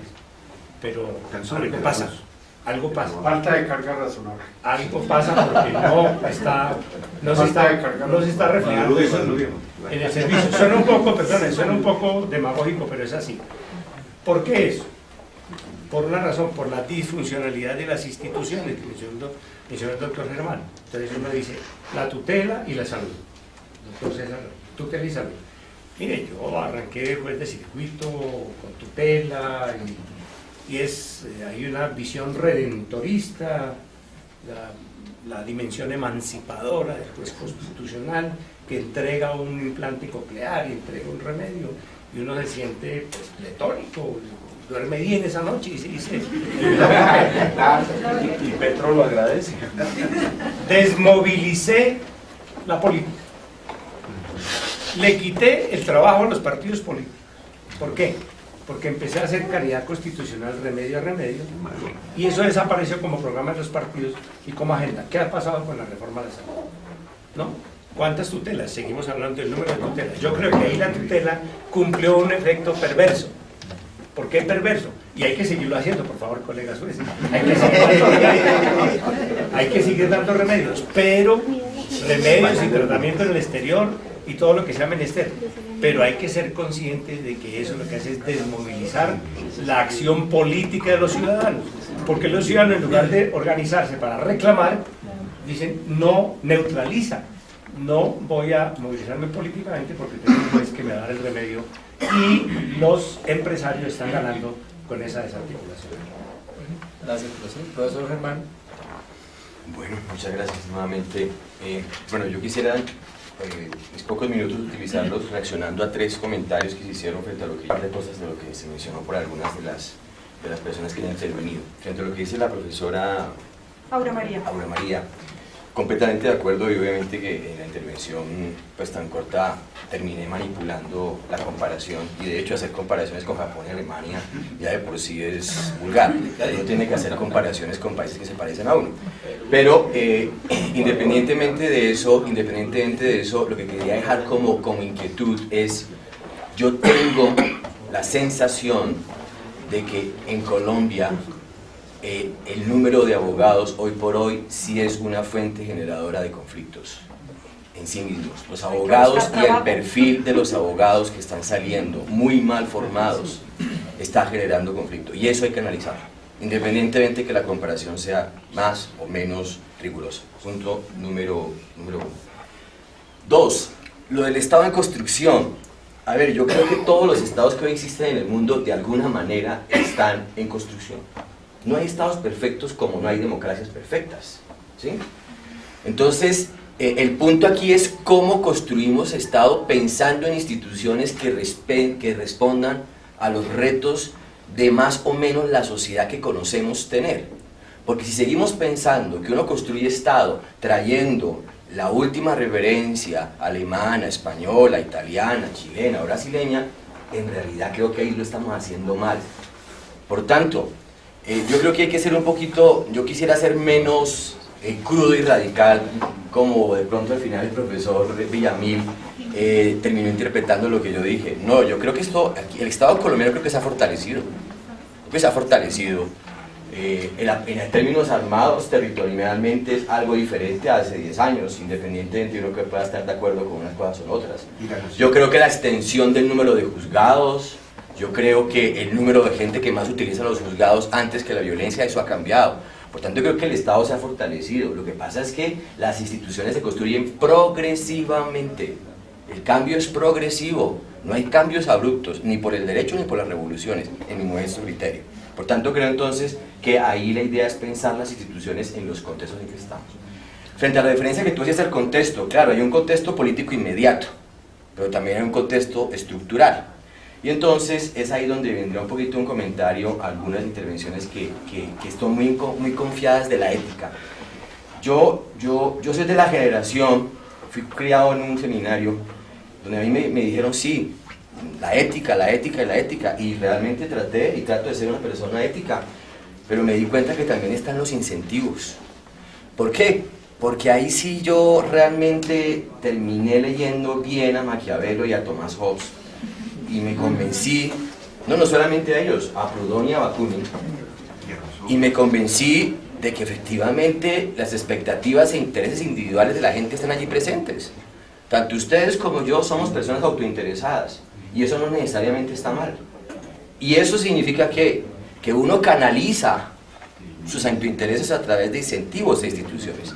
Eso fue lo que planteó el liberalismo hace muchísimos, 2 o 3 siglos. Entonces, aquí donde yo quiero llegar es, hay que pensar más allá de la ética. No es un problema de buenos o malos seres humanos, creo que eso es muy simple. Yo creo que hay que pensar en incentivos que canalicen nuestro egoísmo con fines colectivos, incentivos que limiten nuestro egoísmo en los casos en que este egoísmo es efectivamente perverso. Pero yo creo que la idea de la ética, en mi opinión, tiene su alcance, pero es limitado. Yo creo que John Elster ha trabajado profundamente esto de manera bastante seria. Y para finalizar, aquí se dio un debate sobre la forma, si referéndum, si constituyente, si el Congreso. Sinceramente yo no estoy de acuerdo con una constituyente, en el actual contexto sería profundamente riesgoso, y en realidad creo que pues hay otras vías que se han planteado que serían interesantes. Y frente al llamado que tú haces a qué hacer, y ya con eso termino, tal vez es la pregunta más difícil, yo creo que las facultades de Derecho tenemos una responsabilidad en esto. Y si a partir de lo que está haciéndose desde la Universidad Nacional podemos conectar con otras facultades de Derecho que tienen inquietudes similares, pues podemos crear un movimiento para pensar esto de otra manera, por lo menos para generar un ámbito de opinión. Porque si no terminamos haciendo lo que siempre terminamos haciendo, nos encontramos los que más o menos estamos preocupados por este tema, nos decimos lo mismo y terminamos lamentándonos. Yo creo que hay que coordinar un poquito más con las facultades de Derecho. Y un poquito entrando en polémica con lo que decías, yo creo que la judicatura debería capitalizar políticamente que por lo menos una parte de la salud de los colombianos hoy está mejor por ellos. Yo creo que, por ejemplo, a Zonal, los colegios de jueces y fiscales a veces se quedan más en lo gremial y no visibilizan adecuadamente el rol que han tenido para defender algún tipo de democracia, el control al poder político y los derechos económicos y sociales que hoy tenemos. Y yo creo que la judicatura debe capitalizar eso social y políticamente. Lamentablemente no lo ha hecho. Se han creado generalmente en lo gremial. Y aquí soy polémico, y esto lo he dicho desde hace muchos años, y lo he escrito hace mucho tiempo. Lo gremial sigue ocupando y además lo corporativo. Y eso es muy riesgoso. Los efectos de la carrera judicial es más estabilidad, más autonomía, pero igualmente corporativismo. Por tanto, digamos que esas serían algunas de mis reacciones frente a sus comentarios. Muchas gracias nuevamente. Bien, profesor. Bueno, 5 minutos. Yo creo que el doctor Suárez tiene razón cuando dice que hay un espacio importante para hacer reformas desde el punto de vista puramente legal. Pero también creo que podemos estar de acuerdo con él, y en general todos, en que hay unas reformas que tienen que ver con el diseño constitucional y que por lo tanto escapan al tema puramente legal. Y que esas reformas, pues hay que ver cómo se abordan si no queremos que nos colapse esto, porque de alguna manera vamos un poco en esa dirección. Yo creo que la vez pasada hablamos, no lo recuerdo bien, de que los constituyentes del 91 quisieron hacer una constitución flexible. Y no hay que ser sabio para eso, basta conversar con ellos que están vivos más de la mitad. Y todos le dicen a uno, sí señor, quisimos hacer una constitución flexible, además por una razón elemental, por ley de gravedad. Queríamos sacar al país de la trampa del artículo 218 del régimen anterior. Pues una constitución flexible supone que puede ser una constitución fácilmente reformable, adaptable a los contextos, al contexto que también es dinámico. Pues aquí la constitución flexible se volvió rígida por cuenta de la Corte Constitucional, por cuenta de la jurisprudencia constitucional, que decidió decir, no, aquí la constitución inclusive no se puede reformar por el Congreso. Porque cuando esa reforma supone sustitución, no tiene... Entonces es una manera de volverla rígida. Y tenemos entonces una constitución rígida por cuenta de los jueces que el constituyente quiso que fuera flexible. Eso es una cosa que hay que buscar cómo romperla. Y solo se rompe vía participación de la gente. Yo no sé cómo, yo creo que Oscar tiene razón en que eso no es fácil, pero hay que buscar mecanismos que dinamicen la idea de la participación para romper ese tipo de esquema, porque además es un esquema que va, ese sí, a contrapelo de las dinámicas sociales. Usted tiene razón, Oscar, cuando dice que la reforma está secuestrada, pero es que está secuestrado el derecho. Y está secuestrado por nosotros, por los jueces, por los abogados. Los jueces, fundamentalmente, las altas cortes sobre todo, secuestraron el derecho y lo volvieron una cosa suya con eso de la gente. El derecho es una ciencia social, y es social no solo porque le interesa a la sociedad, porque se refiere a la sociedad, sino que le interesa a ella. Ese es el origen. Yo naufrago ahí, no sé mucho de ese tema, pero ese es el origen de eso que llaman el constitucionalismo popular. La escuela de Stanford, de estos gringos que hablan Kramer, que se llama, está en el pueblo. Entonces ahí hay un problema que solo se resuelve vía participación de la gente. Yo no sé cómo hay que ver cómo se destapa eso. Y quiero hacer un último comentario sobre el tema del Estado fallido, que no sé también si alguien la vez pasada lo mencionó en la tertulia anterior. Y es que yo suelo decir que cuando uno le muestran el mapa del mundo, esto lo repito mucho, y uno ve que hay unos estados pintados en amarillo, que son los estados prósperos, y otros en naranja, que son... Y otros en rojo. Y otros en rojo, y esos son los fallidos. Entonces resulta uno mirando que en amarillo no hay sino 18. Y los demás, que son 200 y pico, están todos en naranja o en rojo. O sea que el problema son los 9. No son. De manera que en serio, hay que ver cómo lo que estamos es construyendo mal unas cosas. Las estamos construyendo a imagen y semejanza de ellos, desde el punto de vista institucional. Hay que construirlas a imagen y semejanza de nosotros. Yo tengo por ahí un libro sobre la posición territorial donde digo el Estado hay que construirlo de abajo hacia arriba, no al revés, como siempre se construyó todo. La modernidad nos volvió eso y ahora es de arriba hacia abajo, y por lo tanto pues ahí si compramos esa mercancía ideológica extranjera, como diría Gabo, pues estamos construyendo las cosas mal. Ahora, para finalizar,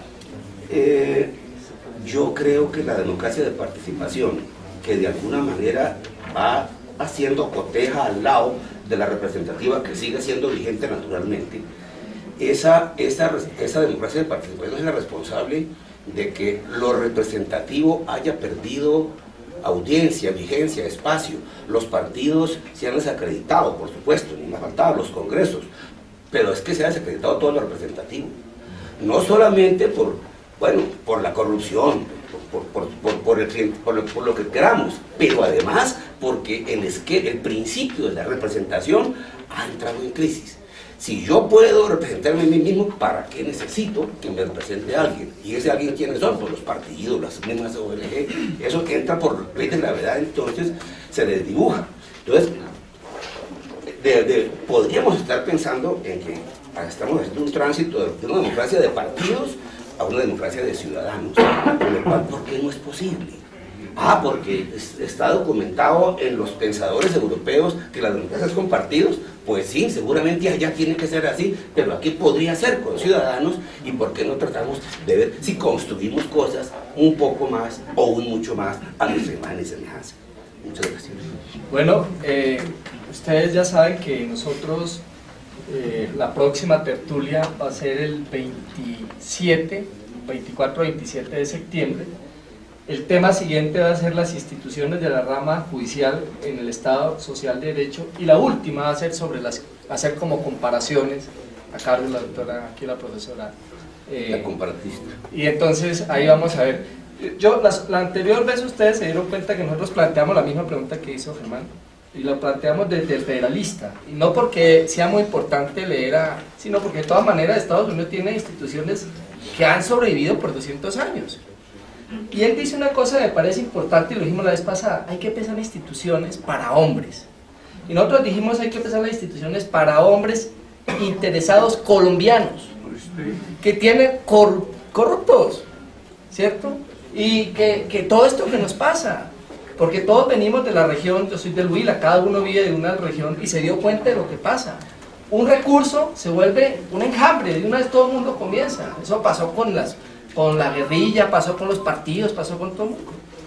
Y nosotros dijimos algo y le hicimos una lectura desde un libro que es ¿Por qué fracasan las naciones, los países?, de Robinson. Y porque yo creo que hay que partir de eso, y lo dijimos: hay que pensar instituciones para hombres interesados colombianos que quieran, que tengan intereses, y que es necesario instituciones que generen esos incentivos y que cambien las prácticas. Por eso yo creo que es necesario seguir trabajando. La próxima tertulia es sobre las instituciones de la rama. Nuevamente los invitamos a que ustedes participen. Esperamos seguirlos teniendo aquí. Gracias al profesor Edgardo Villamil Portilla por habernos... gracias al profesor Germán Burgos por su gran aporte, al profesor Augusto y a todos los demás asistentes que estuvieron aquí. Esperamos que tener la presencia. Yo creo que ya, no sé si haya algo más, el profesor. Le voy a dar la palabra y después aquí. Buenas noches. Pues aquí un poco consternada y también como tratando de ubicarme en el contexto, ¿no? Nosotros como país, como colombianos, estamos hablando todavía de Estado, de construcción de Estado, cuando todo globalmente va exactamente hacia una globalización, donde hay una negación inclusive del Estado, del poder del Estado, de la supremacía del Estado.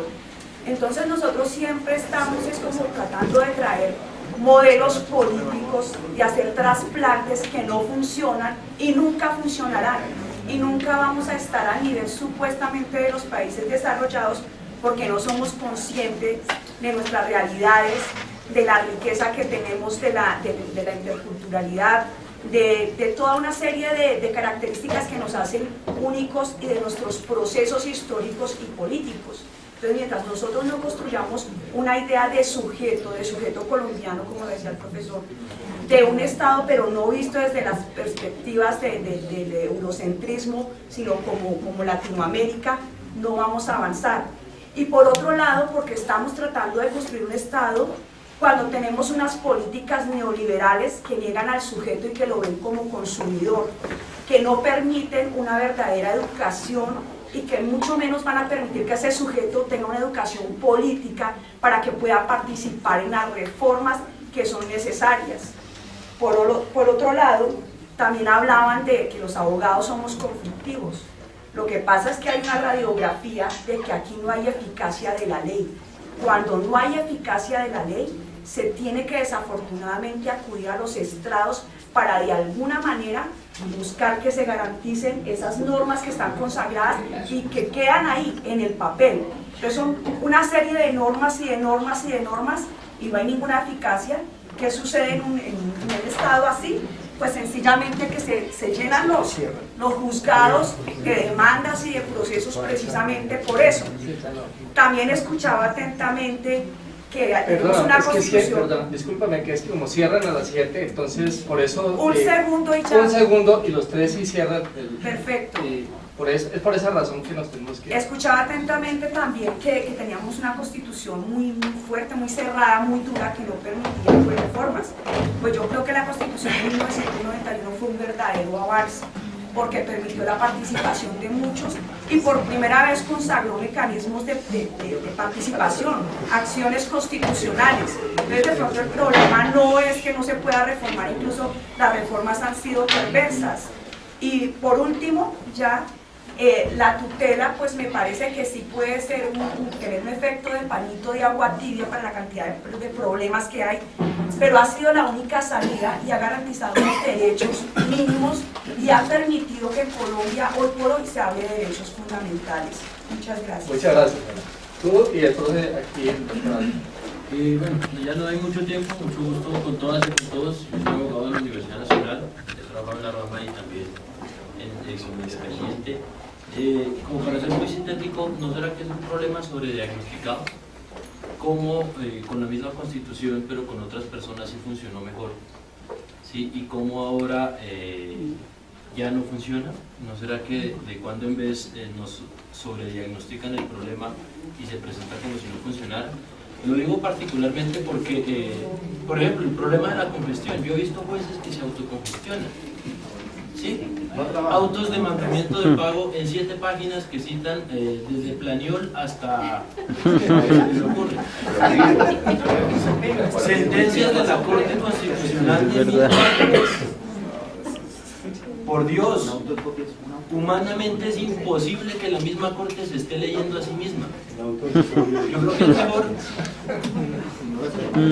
Sí, porque si tiene uno en cuenta toda la producción mensual de la Corte entre 9 personas que firman, uno llega a 2 conclusiones: o son sobrehumanos o no leen todo lo que firman. Y yo creo que afortunadamente está ocurriendo lo segundo. Sí, porque no se sabe tu madre. Entonces, yo creo que hay que pensarse más bien en el del profesor Edgardo Rescato, y como lo enseñó incluso en la clase, las instituciones valen por sí mismas y hay que defenderlas como instituciones.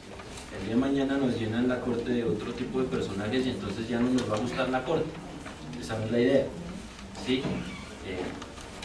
Yo creo que la apuesta es a defender las instituciones y pues desde luego también falta acción para ver cómo se complementa eso, porque de lo contrario caeríamos en lo que ha caído la corte, sentencias de 1000 páginas que ahora todo es precedente. Cambiando el mundo. Y detrás de todo esto está una lucha por decir quién es, por quién tiene o quién se abroga el derecho de decir qué es el derecho. Gracias. Muchas gracias por permitirme cerrar. Usted tiene toda la razón, el problema no es de normas, es de hombres. Eso, y lo digo dirigiéndose al profesor Edgardo Villamil Portilla, porque él puede seguir ejerciendo un liderazgo muy importante como el que ejerció en la Corte Suprema para ayudar a cerrar desde su Corte Suprema la puerta giratoria que fue la que la abrió. Ahí entonces está la responsabilidad del cierre. El señor juez y el doctor Oscar creo que merecen una respuesta antes de irnos, por respeto a ustedes tres. Su pregunta, ¿quién es nuestro patrono? Pero su pregunta fue diciendo de estos dos, ¿quién es nuestro patrono presupuestalmente hablando?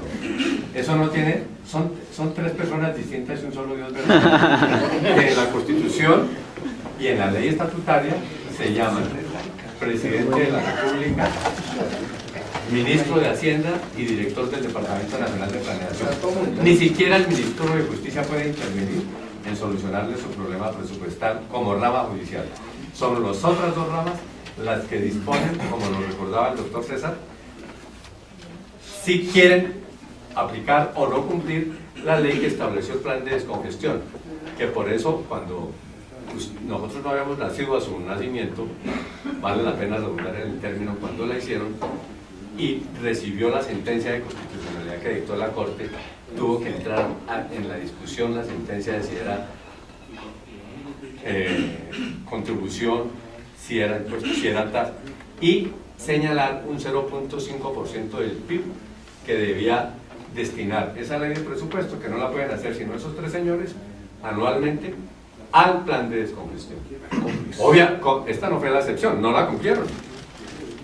Y hoy, señor juez, no se preocupe, que no es el único juez de Colombia que no sabe cómo y de quién depende el presupuesto de la nación. ¿Y sabe por qué no lo sabe?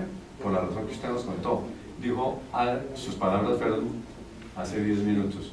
Y en el último movimiento que hicimos, lo que dijimos sindicalmente, gozaron en San Agustín, Bogotá, escuchando los gritos 2 cuadras frente al Palacio de Justicia. Viva el ministro de Justicia, decían los líderes de Zonal, porque nos consiguió 70.000 millones de pesos para la descongestión. ¿Saben de dónde vinieron los 70.000 millones de pesos? De lo que ustedes en sus decisiones judiciales impusieron mientras estuvo vigente el arancel judicial. Y ese arancel era con destino a inversión en la rama. Pero como escucharon sus gritos, excúseme con todo respeto, de rama judicial despistada, que se dirige hacia donde no es, diciendo, viva el ministro, abajo el Consejo Superior. ¿Qué ocurrió? Dijo, siguen cayendo en la trampa hace 40 años. No se han dado cuenta que el presupuesto se lo manejamos nosotros.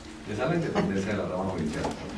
El doctor Augusto Trujillo ha concluido haciéndonos una invitación, invitaríamos al señor juez para ver más allá de esas dos líneas cómo se puede hacer mucho más, porque sí la academia y facultades y colegios como el de la Nacional pueden dirigir muchas iniciativas que van en el mismo sentido de la última intervención. Disculpen que, como no sé su nombre, lo quiero al doctor Valdivieso, cuando dice a quién nos van a meter en las cortes. Vuelve a mirar al doctor Edgardo Villamil, que tiene mucho que ver en eso, y a ustedes. Hace un par de años se inauguró en Colombia la selección de listas para las altas cortes en audiencia pública como esta, con asistencia del público, con cubrimiento de los medios que por interés periodístico o profesional lo quieran hacer, y permítanme decirles que no he visto en la primera a nadie de la Universidad Nacional. En este instante hay 3 convocatorias abiertas que se hicieran la semana entrante, el 5 de septiembre.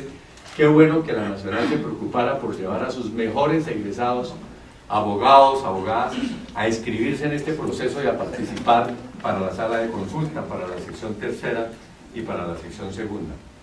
Doctor Oscar, usted decía, eso ya está hecho todo, no hay nada que hacer. Pues yo no sé si creerle o no creerle, porque entonces esto sobra. Y usted mencionó, la saben los partidos, claro, la saben el gobierno, por supuesto, las multinacionales, y las multinacionales y las altas cortes. Nosotros no la conocemos hoy, 3 días antes de ser presentada, según dicen los medios, a menos que usted se esté refiriendo a que se vaya a repetir el mismo ejercicio que hubo hace 2 años. No, es que no va a haber ni siquiera tiempo para la discusión. Eso va a ser en 15, 20 días ya está. Una sugerencia para los que pelean ustedes en la rama por presupuesto, que de la Universidad Nacional tiene la Facultad de Economía, y ustedes los abogados de allá y la Facultad de Derecho creen el COMPES judicial y se evitan todos estos problemas que tienen de personal, de administración, de jueces. Bueno, yo el COMPES judicial. Muchísimas gracias, los esperamos en septiembre de la próxima. Tenemos así. Igual de bien.